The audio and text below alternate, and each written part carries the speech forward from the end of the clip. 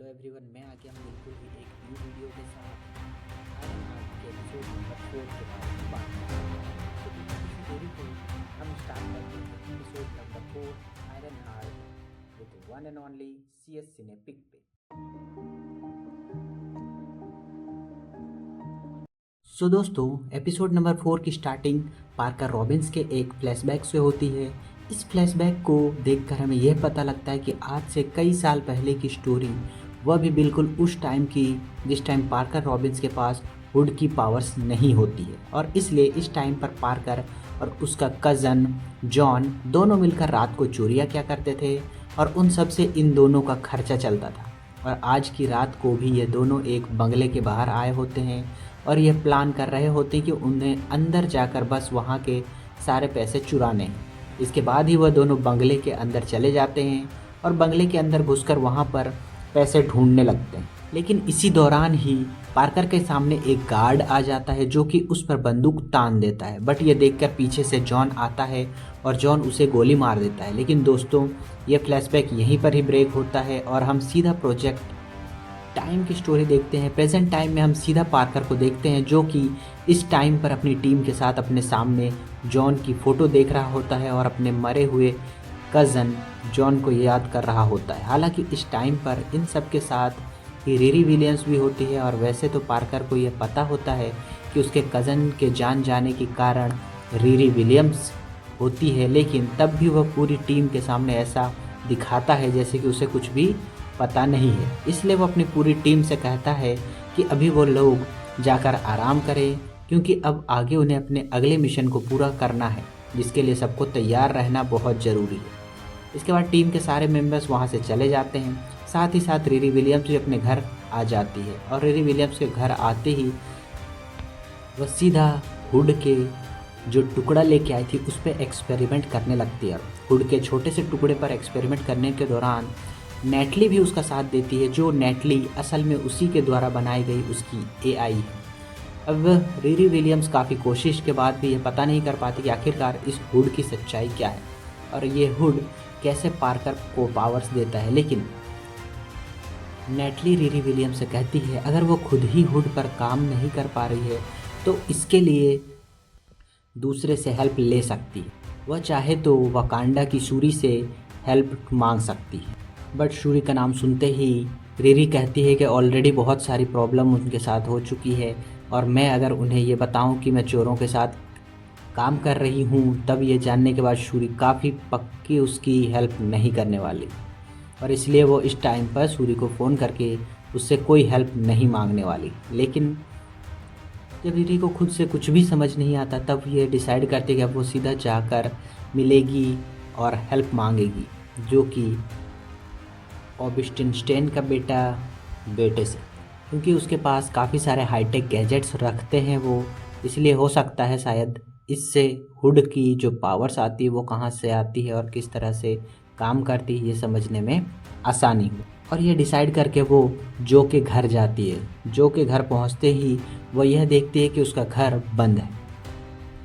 यह देख रिरी उसके पड़ोसियों से पूछते हैं कि आखिर जो कहाँ गया, तो उनके पड़ोसी बताते हैं कि जो को पुलिस ने पकड़ के ले गए हैं।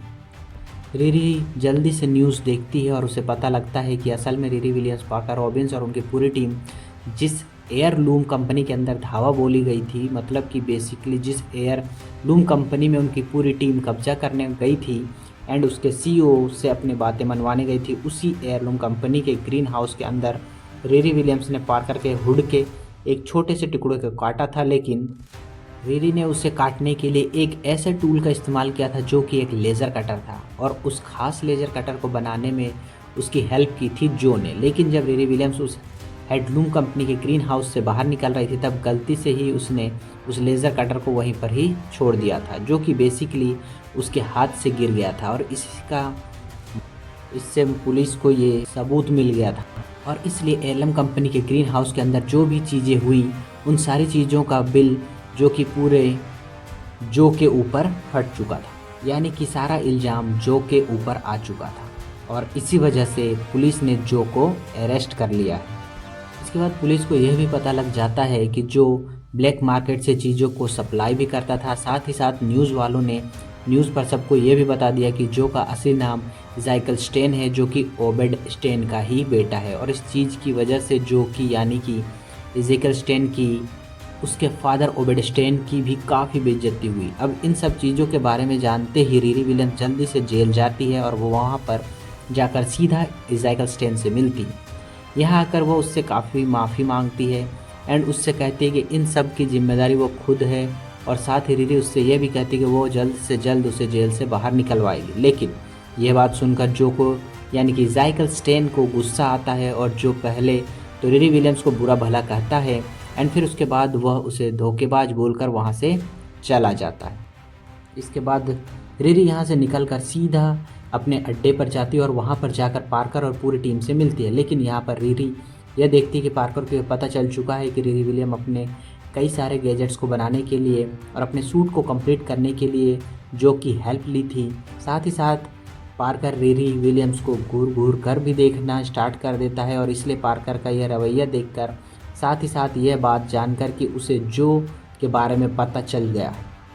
रिरी के मन में डाउट आ जाता है कि हो ना हो पार्कर को ये पता चल चुका है कि उसके कज़न जॉन को मारने के पीछे रिरी विलियम्स का ही हाथ है। और इसलिए वो वहाँ से सीधा अपने घर जाती है एंड वो जल्दी जल्दी अपने घर के हर जगह पर कैमराज लगाने लगती है। साथ ही साथ अपनी मदर को और अपने एक दोस्त को एक वॉच भी देती है ताकि अगर पार्कर उन पर कभी भी हमला कर दे तो वह वॉच उनकी प्रोटेक्शन कर सके। अब इसके बाद रिरी विलियम्स पार्कर रॉबिन्स का डर और ज़्यादा बढ़ने लगता है और इसलिए वो अपने सूट को एनी टाइम पहनने लगती है। साथ ही वो सोते टाइम भी अपने सूट को उतारती नहीं है। रिरी विलियम्स के साथ ये सारी चीज़ें देखकर उसकी मॉम को कुछ डाउट होता है। रिरी विलियम्स को पकड़ती है एंड उसे उठाकर उससे पूछती है कि आखिर ये सब क्या हो रहा है। वह अपनी मदर को पार्कर जादुई एंड पूरी डिटेल समझाती है और जो टुकड़ा उनने काटा था हुड के उसको भी अपनी मम्मी को दिखाती है। उसकी मदर फिर उसे अगले दिन अपनी फ्रेंड के पास लेके जाती है जो कि एक जादूगरनी होती है। रिरी विलियम्स की प्रॉब्लम को सुनाती है। वैसे ही जल्दी से उन चारों लोगों को टेलीपोर्ट करके किसी दूसरे डायमेंशन में ले जाती है और फिर यहाँ पर आकर वो सबसे पहले पार्कर रॉबिन्स के हुड के टुकड़े को देखती है और अपनी मदर के साथ मिलकर उस पर काफ़ी सारी जादू करती है। लेकिन फिर यह सब करने के बाद जन्मा को उसकी मदर को ये पता लगता है कि यह हुड का जो छोटा सा टुकड़ा एक बहुत ही डार्क वर्ल्ड से जुड़ा हुआ है और ऐसी दुनिया या डायमेंशन जो इंसानों के लिए बहुत ख़तरनाक है, और इसलिए इसे देखकर जन्मा की मदर बहुत ज़्यादा डर जाती है। जिसके बाद वो सबसे पहले वापस अपने डायमेंशन में आती है और रिरी से कहती है कि वो जल्दी से यहाँ से चली जाए अपने हुड के टुकड़े को लेकर। अब शॉप से बाहर आकर रिरी की मम्मी रिरी को समझाती है कि उसे भी ये सारी बातें माननी चाहिए और इन सब चीज़ों से दूर होना चाहिए। लेकिन रिरी विलियम्स अपनी मदर की बात नहीं मानती और वो उनसे कहती है कि वो इस हुड को टुकड़े का सीक्रेट पता करके रहेगी। लेकिन रिरी विलियम्स अपनी सूट को बुला के वहाँ से उड़ के निकल जाती है। इधर दूसरी साइड हम जेल में देखते हैं जो को इस टाइम पर जेल में बैठे हुए, लेकिन अगले पल पार्कर वहाँ पर आता है, उससे मिलकर बताता है कि वह उसे इस जेल से बाहर निकाल सकता है अगर वो उसके काम में साथ देगा तो, और वो अपनी टीम के मेंबर्स के रूप में भी उसे अपने साथ ले लेगा। ये सब सुनकर थोड़ा सोचने लगता है लेकिन बाद में वो पार्कर के ऑफ़र के लिए मान जाता है। जिसके बाद उनका ये प्लान होता है कि वो रात होते ही जेल से बाहर निकाल देंगे। अब रिरी विलियम्स अपनी नेटली एआई के साथ मिलकर सीधा जो के बंकर पर जाती है और वहाँ पर आकर हुड के टुकड़े पर हर तरह के एक्सपेरिमेंट करती है। लेकिन सब कुछ कर लेने के बाद भी रिरी विलियम्स उस हुड के बारे में कुछ भी नहीं जान पाती। अगली सीन में हम जो को देखते हैं पार्कर की टीम सीधा अपने अड्डे पर ले आती है और वहाँ पर अपने बनाए हुए एडवांस गैजेट को अपनी बॉडी से फिट कर लेगा और अपनी पूरी बॉडी को बेसिकली एक साइबॉर्ग बना लेगा और ऐसा करके वो अपने आप को बहुत ज़्यादा पावरफुल कर लेगा। अब ये सारी चीज़ें करने में स्लॉग उसकी हेल्प करता है। लेकिन दोस्तों हम यहाँ पर देखते हैं कि यहाँ पर स्लॉग जो एक गैजेट्स को उसकी बॉडी से कनेक्ट करने में हेल्प कर रहा होता है, उस टाइम पर वो एडमिन में जो यानी कि जिंगल स्टेन का नाम बदल के सीधा पार्कर रॉबिन्स का नाम लिख देता है। और ऐसा करने से जॉ की बॉडी के अंदर जितने भी गैजेट्स फिट होंगे उन सभी का अल्टीमेट मालिक जो नहीं बल्कि पार्कर रॉबिन्स होगा। लेकिन इन सब बातों से जो बेखबर था और इसलिए वो जल्दी से एक्सपेरिमेंट स्टार्ट करता है, जिसके बाद वो अपनी बॉडी से अपने गैजेट्स को कनेक्ट कर लेता है और जो की पावर्स बहुत ज़्यादा बढ़ जाती है।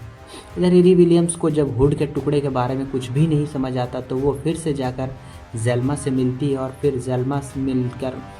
रिरी विलियम्स को ये बताती है कि असल में ये जो हुड का टुकड़ा है तुम हाथ में लेकर जो घूम रहे हो वो हमारी दुनिया का है ही नहीं। एक्चुअली में ये किसी डार्क वर्ल्ड से कनेक्टेड है और इसलिए जेल्मा ये कहती कि मेरे अकॉर्डिंग ये चीज़ शायद डोरमामू से कनेक्टेड है। इसके साथ ही दोस्तों हम डोरमामू के साथ कैसिलियस को भी मेंशन करते हैं और यहाँ पर हम डॉक्टर स्ट्रेंज मूवी के मूवी या इवेंट से हम जानते हैं कि कैसिलियस डोरमामू को अर्थ पर लाने की कोशिश कर रहा था। लेकिन कुछ टाइम बाद ही हम यह देखते हैं कि जिस शॉप के अंदर जेल्मा और रिरी विलियम बैठकर बातचीत कर रहे थे वहाँ पर पार्कर रॉबिन्स अपनी पूरी टीम के मेंबर्स को भेजता है और अपनी पूरी टीम से ये कहता है कि रिरी विलियम्स को जॉन को जान से मार दे। इसलिए अब वो लोग सीधे रिरी विलियम्स को ख़त्म करने के लिए आते हैं और जैसे ही वो शॉप के अंदर आते हैं वो सीधे रिरी विलियम्स पर अटैक करने लगते हैं एक एक करके और रिरी इन सब से बचने की कोशिश करने लग जाती है। और इसी बीच रिरी कहती है कि असल में उसने खुद जॉन की जान नहीं ली है बल्कि जॉन उसे मारना चाहता था और वो खुद ही मर गया। इसके बाद वह उनके सबको पार्कर के बारे में भी बताती है कि एंड वो उन सब से कहती है कि असल में पार्कर रॉबिन्स उन सब का इस्तेमाल कर रहा है और इसलिए उसे टीम में जिस भी मेंबर की ज़रूरत नहीं होती वो उसे जान से मार देता है। इसलिए जब तुम लोगों की ज़रूरत उसके लिए ख़त्म हो जाएगी तो वो तुम्हें भी मार देगा। अब हालांकि टीम मेंबर्स रिरी विलियम्स की बात को नहीं मानते हैं और रिरी विलियम्स को मारने की कोशिश करने लगते हैं। रिरी बाहर आकर जब स्लॉग से पीछा छुड़ाती है और अपने सूट को वापस बुला लेती है अपने पास, जो कि एक गाड़ी में फंसी रहती है। लेकिन इस सब के बाद जो उस पर अटैक कर देता है, बट यहाँ पर जो उसे जान से नहीं मारता और वो रिरी विलियम्स से कहता है कि वो बस उसे एक मौका दे रहा है, इसलिए वो जल्दी से यहाँ से बहुत दूर चली जाए क्योंकि अगर पार्कर रॉबिन्स को उसके बारे में पता लगा तो वो उसे ज़रूर जान से मार देगा। अब इसके बाद रिरी विलियम्स अपने घर पहुँचती है, जिसके बाद वो अपनी सारी बातें अपनी मम्मी को शेयर करती है, बताती है कि उससे हेल्प मांगती है। जिसके बाद रिरी विलियम्स की मदद उससे कहती है कि अब उसकी हेल्प करेगी और वह रिरी का काम उसके हाथ बढ़ाएगी ताकि रिरी विलियम्स पूरी तरह से तैयार होकर पार्कर रॉबिन्स का सामना कर सके। दूसरी तरफ हम देखते हैं कि उसके टीम मेंबर्स जो कि सीधे जो कॉर्पर से मिलते हैं रिरी विलियम्स को ख़त्म कर दिया ये कहकर पार्कर को बता देते हैं। यह सुनकर पार्कर रॉबिन्स काफ़ी खुश होता है, लेकिन इन सब के बाद जो पार्कर से कहते हैं कि अब उसकी डील ख़त्म हुई इसलिए अब वो यहाँ से जा रहा है। जो सुनकर पार्कर उसे वैसे रोकने की कोशिश तो करता है लेकिन वहाँ से चला जाता है। अब हालांकि जो के जाने के बाद टीम के सारे मेंबर्स पार्कर रॉबिन से बातचीत करते हैं और वहाँ पर क्लाउन होती है, वो सीधा पार्कर से पूछते हैं कि हमारी टीम का जो वो मेंबर था जिसको रिप्लेस करके रिरी विलियम्स को टीम में रखा था उसकी मौत आखिर कैसे हुई। यह सुनकर पार्कर क्लाउन से कहता है कि आखिरकार तुम यह क्या पूछ रही हो, लेकिन क्लाउन उसे कहती है कि मुझे बात का आंसर चाहिए। लेकिन यहाँ पर हम यह देखते हैं कि जो पार्कर है वो सवाल का जवाब नहीं देता और वह अपने टीम मेंबर्स पर चिल्लाने लगता है। जिसके बाद ही अब स्लॉग उसे शांत करने की कोशिश करता है, तब वो स्लॉग पर भी अटैक कर देता है, जिसके रिस्पॉन्स में सारे टीम मेंबर्स उस पर अटैक करते हैं और उन सब के बीच की ही झगड़ा हो जाता है। जिसके बाद पार्कर रॉबिन्स सिंपली टीम के सारे मेंबर्स को फायर कर देता है और उन सबको वहाँ से भगा देता है। दूसरी तरफ हम रिरी विलियम्स को देखते हैं जो कि अपनी मदर, अपने दोस्त, अपनी नेटली एआई और उसके सारे छोटे से जानकर लड़के के साथ मिलकर अपने मरे हुए डैड के गैरेज में आती है और वहाँ के सारे टूल्स का इस्तेमाल करके अपने लिए एक नया सूट बनाने की कोशिश करती है। एक ऐसा सूट जिसे पहनकर वो पार्कर रॉबिन्स को सामना कर सके। लेकिन यहाँ पर रिरी विलियम्स से बात डिसाइड करती कि वो पार्कर रॉबिन्स को अपने नॉर्मल सूट से नहीं मार सकती, क्योंकि पार्कर रॉबिन्स के पास एक जादुई हुड है और इसलिए अगर उसे पार्कर रॉबिन्स को हराना है तो फिर उसे भी अपने सूट के अंदर जादू का इस्तेमाल करना होगा। फिर ऐसा करने के लिए रिरी विलियम्स जेल्मा को बुलाती है ताकि जेल्मा अपनी मैजिक से उसके सूट को एडवांस करके और बेसिकली सूट के अंदर मैजिकल पावर डाल सके। और फिर इसके बाद ये सारे लोग मिलकर रिरी विलियम का सूट तैयार करने लगते हैं। इतने में दूसरे जो को देखते हैं जो अब अपने घर से सारा सामान पैक करके सीधा यहाँ से निकल रहा होता है, लेकिन उसी टाइम पर वहाँ पर पार्कर आता है और वह उसे अपने साथ चलने के लिए कहता है। लेकिन ये सुनकर जो उसे मना कर देता है, लेकिन जैसे ही वो उसकी पार्कर की बात नहीं मानता है, वह यह देखता है कि असल में जो की पूरी बॉडी उसके कंट्रोल में बिल्कुल भी नहीं है। अब यह चीज़ देखकर जो को भी कुछ भी समझ नहीं आता, लेकिन यहाँ पर पार्कर जो उससे सिंपली ये कहता है कि अब वह उसकी कठपुतली है और इसलिए अब से जो वही करेगा जो पार्कर रॉबिन्स कहेगा। एंड फिर इसलिए वो जो मजबूरन अपने साथ ले जाता है और उससे लेकर सीधा एक बड़े से बंगले में एंटर करता है। अंदर आने के बाद ही पार्कर रॉबिन्स जो की हेल्प से सारे गार्ड्स को पीट देता है और फिर अंदर आकर बूढ़े आदमी से मिलता है। फिर यहाँ पर आकर हम यह देखते हैं कि वह आदमी नहीं बल्कि असल में पार्कर रॉबिन्स का फादर है। यहाँ पर इन दोनों की बातें उससे होती है और इसका बिल्कुल उल्टा हो जाता था और इसलिए पार्कर अपने फादर यानी कि यह बिजनेसमैन एक्चुअली पार्कर से बिल्कुल भी प्यार नहीं करता था और इसलिए उसका खुद का बेटा यानी कि पार्कर रॉबिन्स उसके लिए एक बोझ था, जिस वजह से 12 साल की उम्र में उसने पार्कर रॉबिन्स को घर से बाहर निकाल दिया और उसे बेघर कर दिया और इसलिए पार्कर के फादर ने पार्कर से अपना पीछा छुड़ा लिया। लेकिन फिर उस दिन के बाद से लेकर अब तक पार्कर के सामने अकेले संभाला और साथ ही उसके कज़न जॉन ने उसकी काफ़ी हेल्प की थी और यही वह रीज़न था जिसकी वजह से पार्कर जॉन की इतनी ज़्यादा इज्जत और उससे प्यार करता था। इसके साथ ही यह हम देखते हैं कि असल में बीते कुछ टाइम में पार्कर रॉबिन्स ने अपनी टीम के साथ मिलकर जितनी भी कंपनियां पर अटैक किया है, जैसे कि टनल, हेडलूम जैसी कंपनीज, उन सब का अल्टीमेट मालिक असल में पार्कर रॉबिन्स का फादर ही है और वो सारी की सारी कंपनीज पार्कर रॉबिन्स के फादर के अंडर आती है। एंड यही वो रीज़न था कि पार्कर ने उसे उनकी सारी कंपनीज को टारगेट किया था। लेकिन अब उसके बाद पार्कर अपने फादर से कहता है कि अब मुझे आपकी सारी प्रॉपर्टी चाहिए। फिर इसलिए वो यहाँ पर बंदूक की नोक पे अपने फादर से साइन करवाता है और अकेले पूरी प्रॉपर्टी का मालिक बन जाता है और फिर सारी चीज़ों का मालिक बनने के बाद पार्कर अपने फादर को ही अपने घर से निकाल देता है और अपने फादर की सीट पर बैठ अपनी जीत को एंजॉय करता है। बाकी इन सब के बाद भी हम रिरी विलियम्स और उसकी पूरी टीम को देखते हैं, जहाँ पर ये जानते हैं कि अब रिरी विलियम्स के अपने सारे साथियों के साथ मिलकर सूट को तैयार कर लिया है। लेकिन सूट को तैयार करने के लिए रिरी विलियम्स अपने सूट में आती है और फिर उसके बाद ही वो जेल्मा से कहती है कि वो मैजिकल स्पेल कास्ट करे, जिसके बाद ही से जेल्मा मैजिक को परफॉर्म करती है और मैजिकल पावर्स को उसके सूट में डालने की कोशिश करती है। लेकिन ये सब होने के दौरान ही हम यह देखते हैं कि मैजिक सूट के जुड़ने के साथ ही विलियम्स यानी कि बनाई हुई जो एआई होती है यानी कि नेटली, वो देखते ही देखते ख़त्म होने लगती है और इसलिए रिरी सूट से बाहर आकर उसे बचाने की कोशिश करती है। लेकिन उसके कुछ करने से पहले ही नेटली एआई डिस्ट्रॉय हो जाती है। अब हालांकि ये एपिसोड 5 हो जाता है एंड, और इसके आगे के एपिसोड हम अगले वीडियो में बात करेंगे। अभी तक के लिए एपिसोड 4 और 5 दोनों कंबाइंड आपको पूरी तरह से बता दिया गया है। तो मिलते हैं इसी तरह के एक्साइटेड और कुछ इनोवेटिव हाईटेक वीडियोस को लेकर। तब तक टेक केयर, बाय बाय।